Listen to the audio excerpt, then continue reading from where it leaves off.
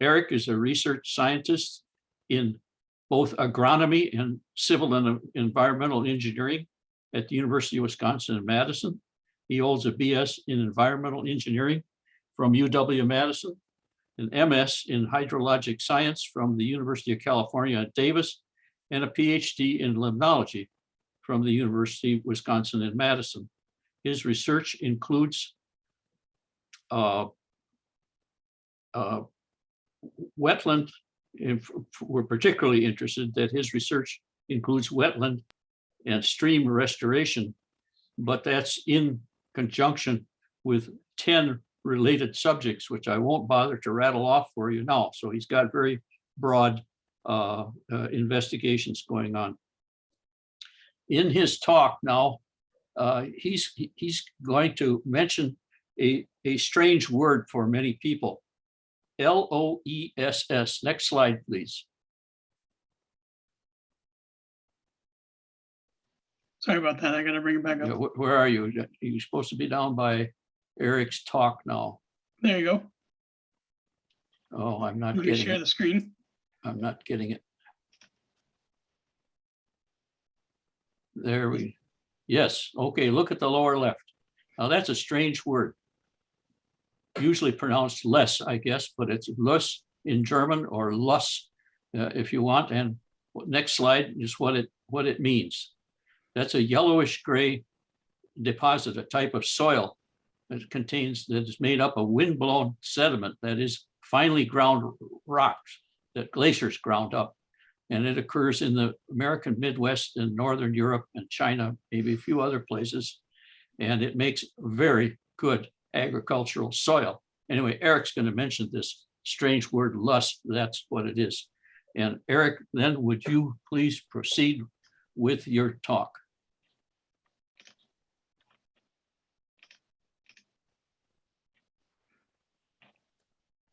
Great. Eric, are you playing the video? Yeah. Okay. Yes, I am. Just hold on. Cool. Got both Erics here. Yeah. My name is Eric Booth. Pleasure to be with you here virtually, talking to you about grass versus trees, competing perspectives about restoring riparian areas in the Kickapoo Watershed. So a topic where I would say that there's some healthy debate ongoing in the stream restoration community, and maybe a little bit of tension. And we hope to kind of just lay out the evidence and the arguments that are used and hopefully lead to some common ground and productive conversations moving forward. And I first want to just acknowledge my collaborators. This is collaborative work in progress. Some of this is very preliminary. And so we have Professor Caroline Gottschalk-Druschke, who's an associate professor in rhetoric and composition at UW-Madison, her student Emma Lumberg in the Nelson Institute on campus, and another collaborator at Indiana University, Professor Rebecca Lave in the Department of Geography. And then finally, Sydney Wydell, who's an incoming master's student at UW-Madison. And so wonderful team to work with, but all the mistakes that I make in this presentation today are gonna be my own. So first off, just an orientation to where I'll be talking about today, the Kickapoo River watershed and the driftless area in which it sets. And the Kickapoo is the largest watershed within the driftless area, which is in southwestern Wisconsin and a corner of northwestern Illinois. And if you're not familiar with the driftless area, the real quick and dirty is that it's never been glaciated, no evidence of glaciation over the whole entire Pleistocene, millions of years. It's kind of this pocket in the Midwest that kind of escaped. And as a consequence, there's been a lot of time for landscape evolution. You've got a lot more relief than parts of the upper Midwest. And you have just a really nice developed stream network. And although it was not directly impacted by glaciation, certainly indirectly by incision of the Mississippi River main stem led to incision in all of these tributaries that drained into it, and just led to this really beautiful landscape, a lot of cold water, groundwater fed streams, diverse agriculture, but also some problems, and erosion being one of them. So why so much interest in this question, intense interest on grass versus trees? Well, I would argue there's a couple of components going on here in the driftless area. First of all, trout habitat restoration is really big. A lot of people interested in stream habitat and angler access to the stream. Second, there's no clear winner in terms of grass or trees in terms of like what was there naturally pre-European settlement. There's this kind of shifting mosaic, this ecotone that's in place in the region where it is shifted from prairie savanna to forest throughout the Holocene due to climate changing, grazing of large ungulates, and also fire. So it's hard to know what was there. Third, agriculture plays a big role and its legacy on a steep and very erodible landscape. So you've got this blanket of loess that has covered this region that's very susceptible to erosion. You have European settlers coming to the region, converting prairie, oak savanna, forest to crop and pasture. Massive erosion ensues. A lot of that sediment ends up down here in the valleys on our floodplains in the region. And so we're still dealing with this legacy as streams respond to this slug of sediment and kind of move laterally across the valley. It'll lay behind it a lower floodplain, but it will keep eating into this post-settlement alluvium or cultural sediment, or legacy sediment.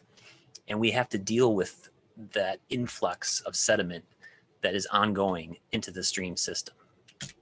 Fourth, climate change is a big and growing concern, and flooding is a really big manifestation of that. And just recently in 2018, we experienced a devastating flood in the Coon Creek watershed and parts of the Kickapoo, where we got up to a foot of rain overnight in some areas and led to massive devastation downstream. A lot of smaller creeks looking like this as a consequence. And also just a warming climate and the impact that that can have on these cold water streams and how important shade might be in that kind of a future.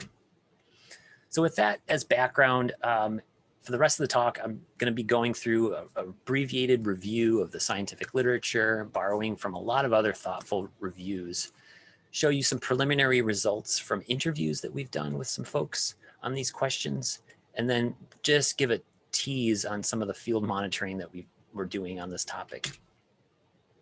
So first of all, the topic I'm going to cover first within this larger debate is the impacts on channel geometry and bank stability.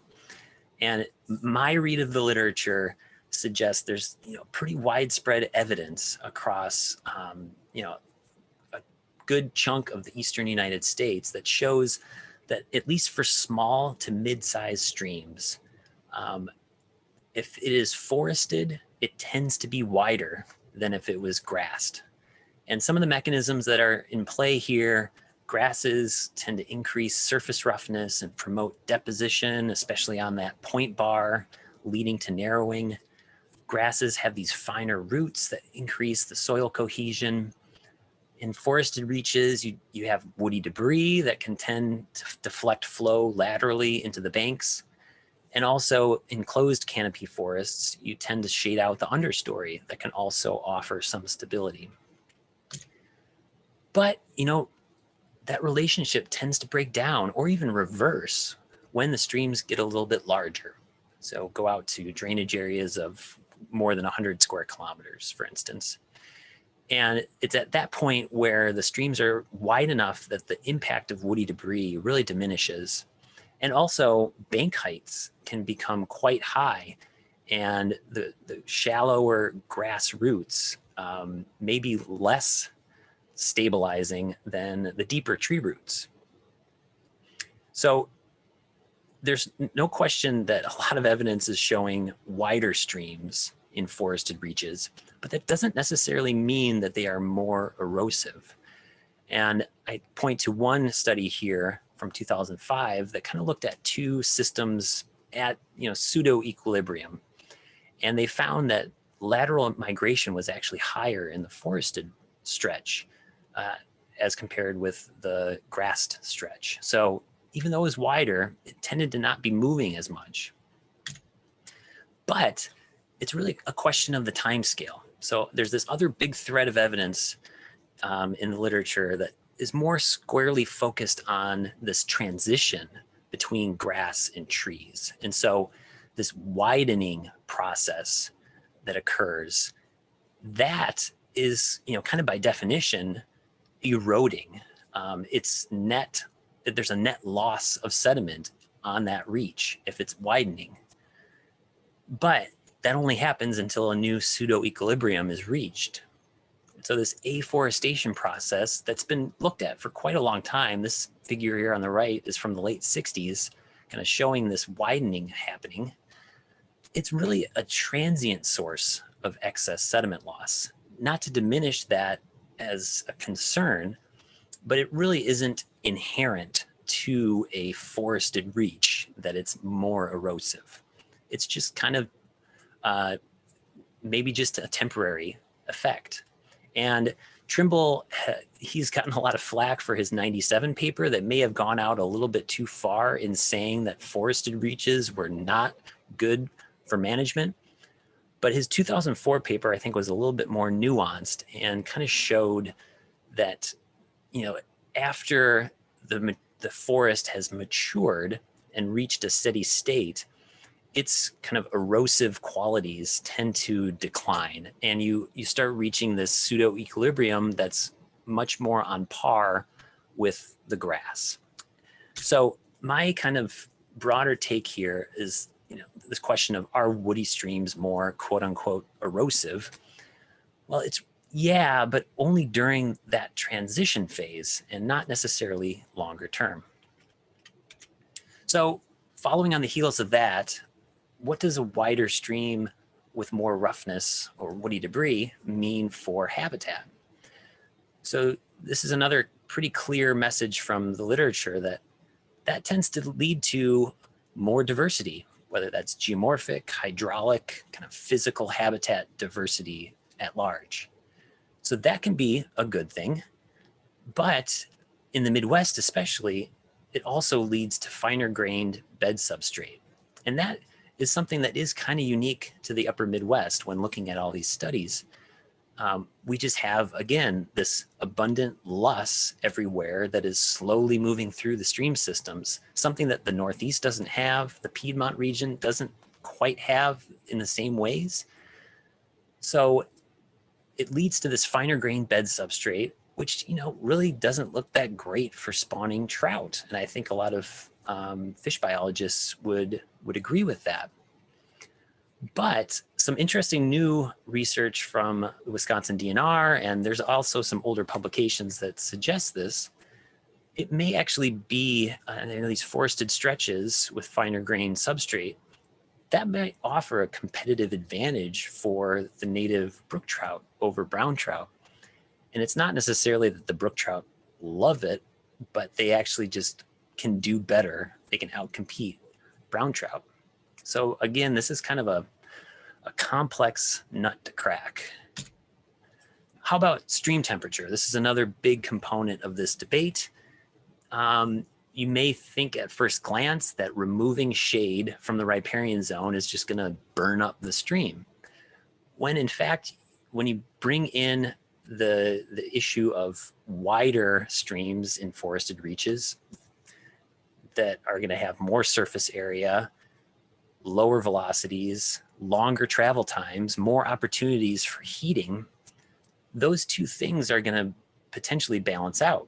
And the literature that I've seen, there's not a ton, but this study from Gatfield in 2005 that actually took place in the Kickapoo showed that there's a scale dependency here. The temperature difference, these counteracting processes pretty much balance each other out in smaller headwater streams. So that's kind of in this part of his graph here. And he compared kind of these grassy conditions, this line here, to some forest scenarios. And if you compare it with a forest scenario at the same width, it's definitely going to be cooler, which makes sense. But if you simulate it with a width that's more reflective of reality, this kind of 50% increase, you do see that grass is warmer in these downstream reaches, but actually about the same in the upstream ones. So I would say that forested reaches aren't going to lead to more heating anywhere. It's just going to be a negligible difference in the headwater streams. And again, something that still is in need of further investigation. So my time is limited, and I'm just going to leave it there in terms of these different impact topics, but there are a bunch of more that we can get into. But the message here is that there's really no clear winner. All of these different impacts have their pros and cons in terms of grass versus trees. And in my overall assessment, looking at this evidence base, a couple things jump out. So obviously there's some knowledge gaps that need to be filled, as with pretty much any topic. But I think similar to other reviewers that I've looked at, I would kind of suggest more of a mosaic of grass and trees. And it really depends on stream size, your habitat goals, maintenance resources available for that vegetation, and your kind of views on transient erosion. And to borrow a terrible picture from Packer history, it's really too close to call. And perhaps we shouldn't even be in the position as scientists of being referees or judges on this issue. It really goes beyond our expertise and really into the values of the people that are managing and being impacted by these systems. So to look at that a little bit more, we actually interviewed some folks, and I'm gonna show you some preliminary results from those interviews. We asked them, what do you think about these issues? And we tried to get a wider variety of manager and restoration practitioner backgrounds. And we kind of found a few distinct groups within that mix. So first off, you've got this group that are pretty committed to grass. They think, trees are pretty bad, especially box elder in these systems. And they tend to use arguments like, grass was there historically. Trees definitely impede recreational access, notably fly fishing. Trees cause and worsen erosion. Grasses tend to stabilize banks, create nice habitat, and they also can support pasture-based agricultural systems. But then there were another group of people that thought, trees kind of get a bad rap. They really aren't that bad. The grasses tend to be dense, but that's only so shallow in the soil. It doesn't really impact the full bank height. And there was a mix of grass and trees historically. It's really not one or the other. And they also had a pretty clear critique of the grass community, the pro-grass community, and said, if you're managing for trout and trout anglers, then just say so. It's fine. Like, let's just have it out in the open and don't necessarily tie it to trees are more erosive than grass. And then there's the third group that thought, actually trees are pretty good and we should maybe think more seriously about using them in more places. And this comes from a sense of them offering more diversity from a habitat perspective, more roughness, trapping sediment, offering more bank stability, and then also really importantly, offering this shade in a potentially warming world.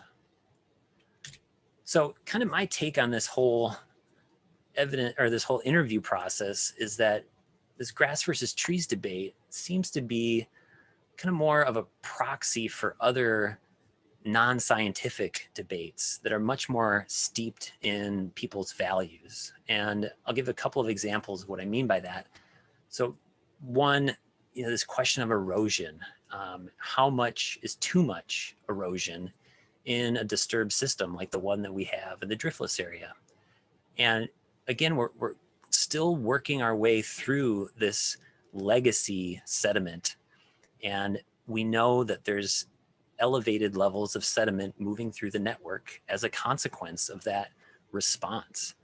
And so should we slow that response down a little bit and give ourselves a little bit of buffer? That's a important debate to have, and science cannot answer. And then secondly, this issue of coarse versus fine substrate, and really whittling down to maybe brook trout versus brown trout. And there, again, it's really dependent on who you're managing for, what types of people, what types of communities, and how much we're emphasizing native species conservation. And then finally, climate change, and how should we be adapting to climate change in the future? Should we at this point be prioritizing any measure that will help keep streams cool as we become warmer and warmer?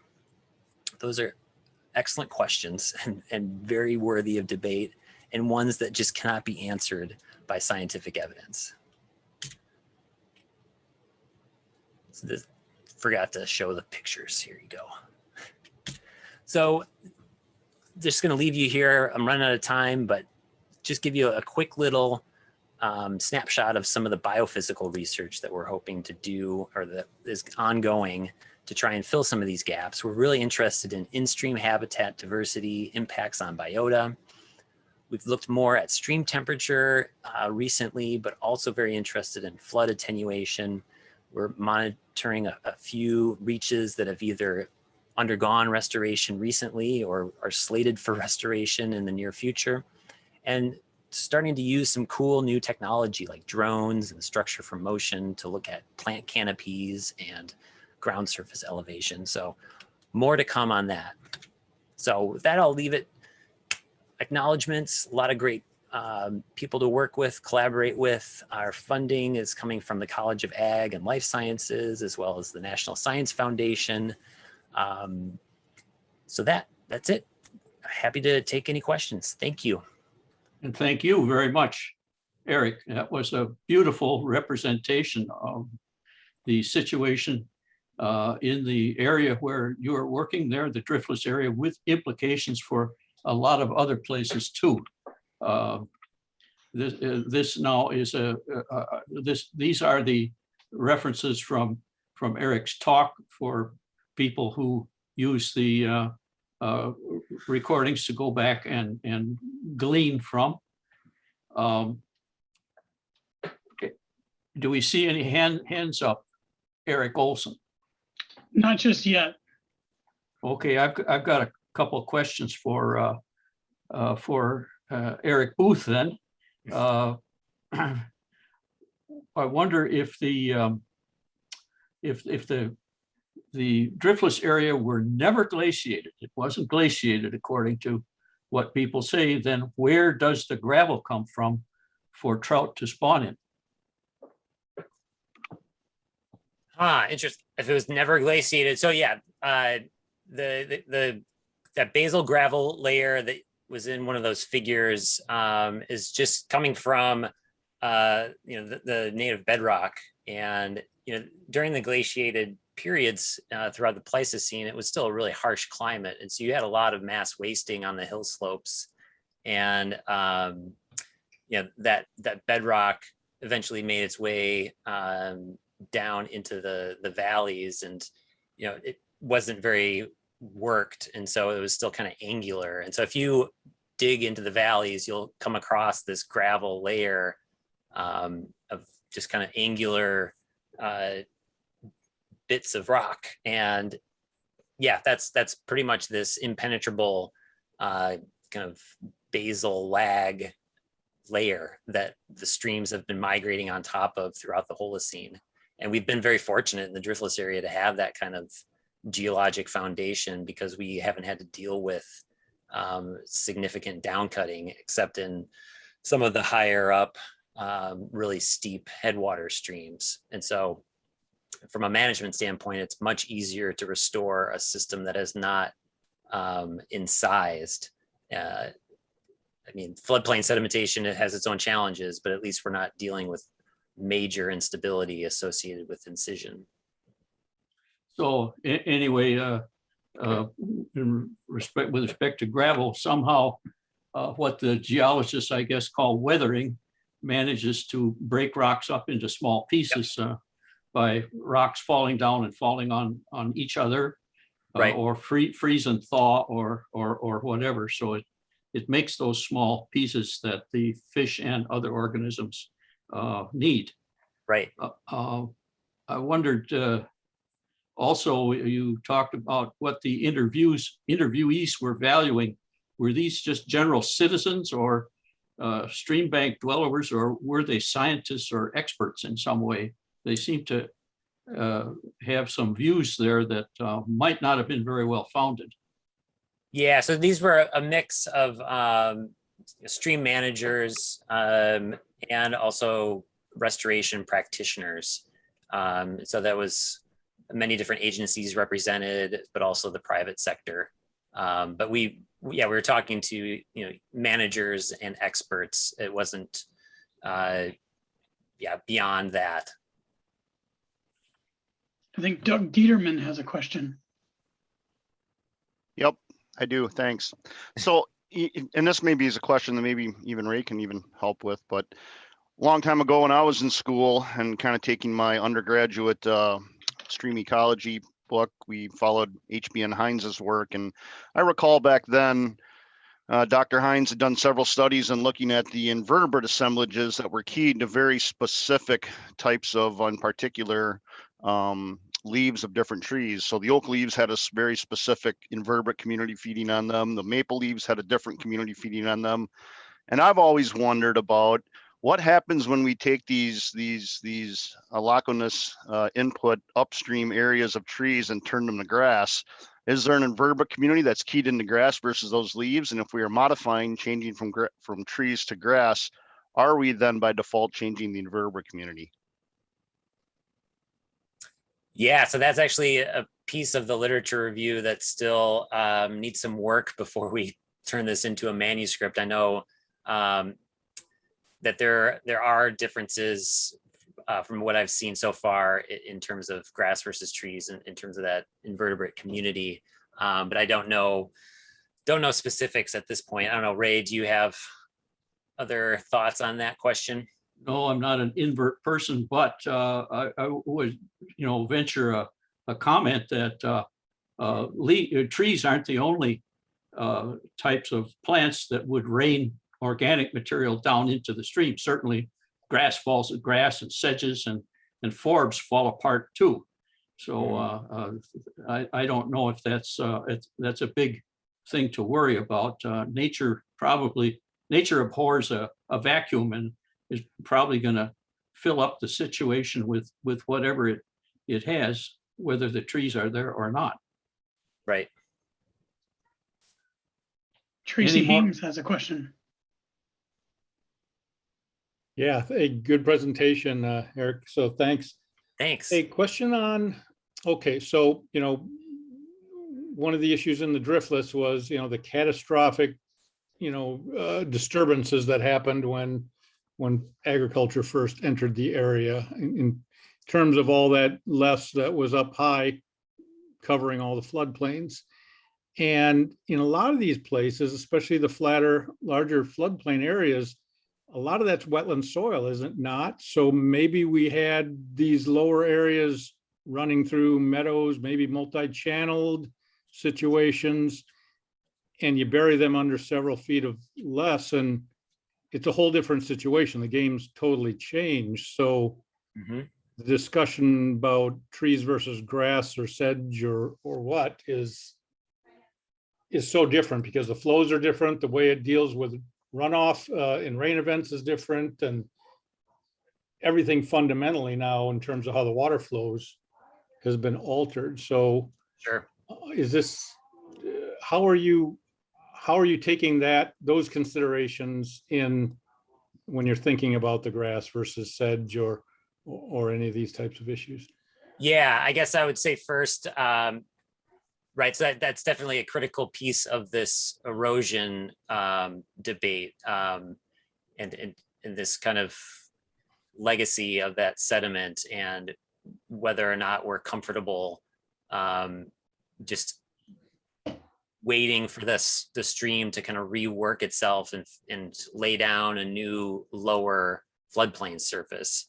But then, I mean, in terms of, there are lower floodplain surfaces now, though, like it has reworked over the last, 50 to 75 years and laid down a floodplain, this inset floodplain that's now within, these higher historical floodplains. That's low enough to be, a wetland at this point, like these meander belt little floodplains. So you can, I think, restore a wet forest, or you can restore a wet prairie.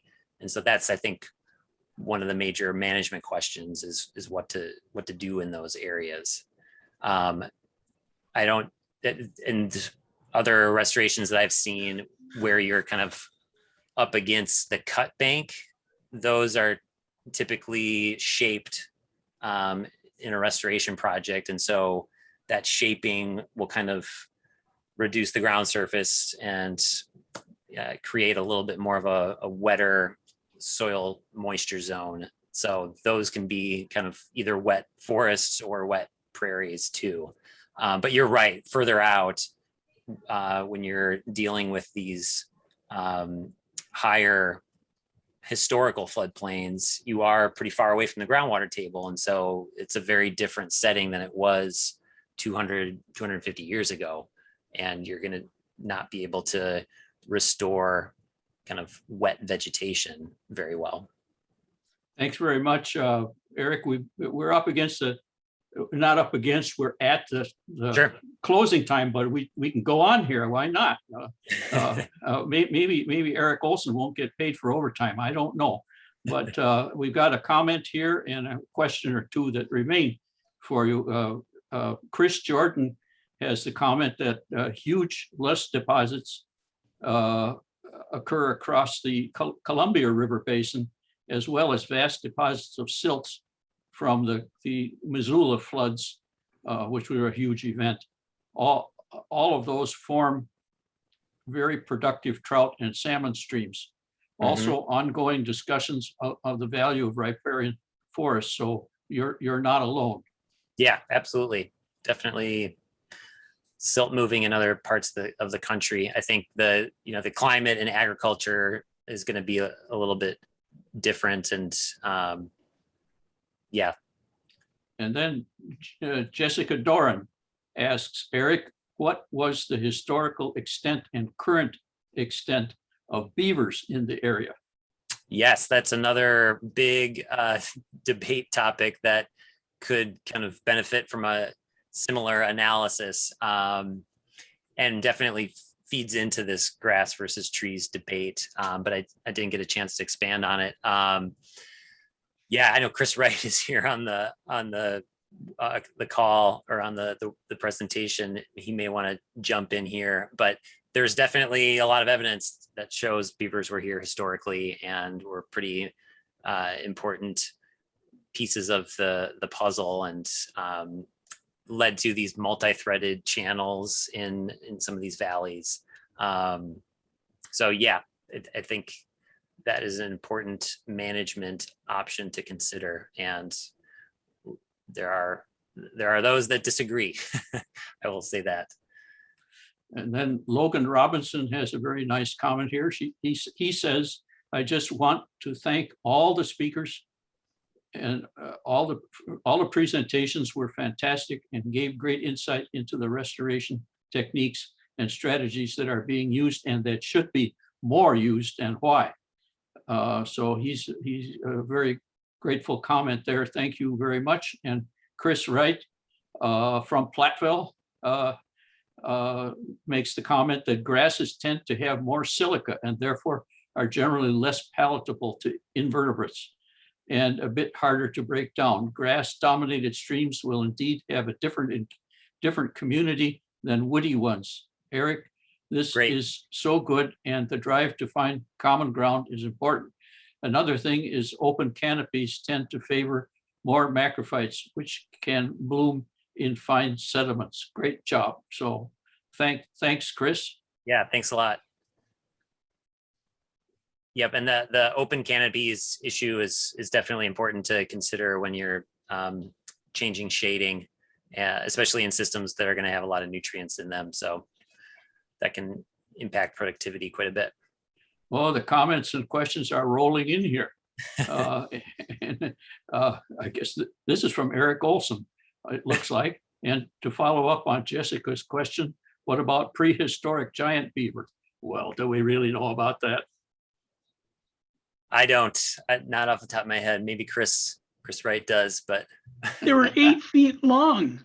They must have modified the rivers at some point. yeah, Huge. you would think so. Yeah, there were big animals roaming around. And bison. Yep. Another comment from Chris Jordan. Grass versus trees for riparian vegetation is perhaps overwhelmed by longitudinal and plant form complexity for stream temperature and sediment distribution. There's a mouthful to think about. Thanks very much, Chris. Very thoughtful. And Lori Tate from the Fisheries Administration in Wisconsin, the Fisheries Administration of Wisconsin Department of Natural Resources, thanks us for bringing in the speakers and for 2 great nights of talks. And to Eric Olson for keeping things rolling also. Chris Wright says he doesn't know about giant beaver, but there were enough historically to support a huge trapping industry. Well, I don't think that's the giant beaver that we're talking about here. It's the Beaver in normal general. beavers that provided the trapping. But they must have been very, very abundant back before the mid 1800s. Yeah. Mm-hmm. Eric Olson says, I am going to aim to get the videos posted tomorrow. That's great. I will send out another email to all registrants, and you are all welcome to forward the links to other people. Great.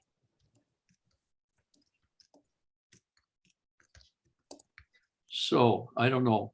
What's the next slide here, Eric? Can you flash the concluding slide up? Yes. So I want to make this point about ecosystem health and how much it does for us. Next.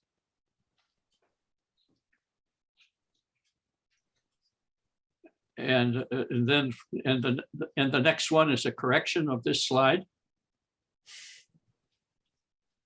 So the quote here is supposedly from Thoreau that many people go fishing all their lives without knowing that it is not fish thereafter. In other words, there's a lot more to it than catching the fish. Yeah.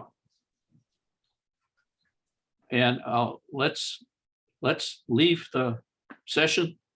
If there are no more questions, we'll leave it again with Aldo Leopold's wonderful statement that health is the capacity for renewal. Thank you very much. Great. Thanks a lot, Ray. Thank you, Ray. Wish everyone a good night. See you next year. One more comment. What we're Yes. thinking about for the future is having a future workshop on the forested part of Wisconsin and the Midwest in particular, and then also on beaver, another one on beaver. That should be a really big conference, maybe 2 days at least, because it's such a huge topic. So that's a word about the possible future. Sounds good. Thank you, Good night. Ray. Good night. Thanks, Have a good night, Ray. Everyone. Thanks a lot.